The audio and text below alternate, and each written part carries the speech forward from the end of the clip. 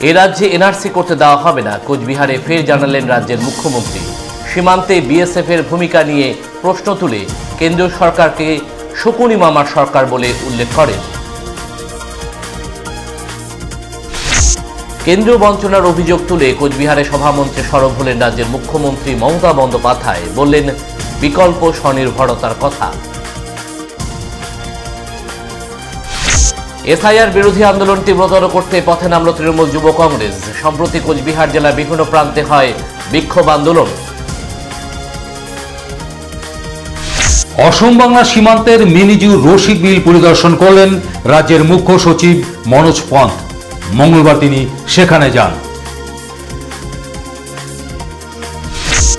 শীতলকুচিতে আনন্দ বর্মন খুনের ঘটনায় আটক মুক্তির দাবি তার পরিবারের। মুখ্যমন্ত্রীকে জানানো হলো নালিশ।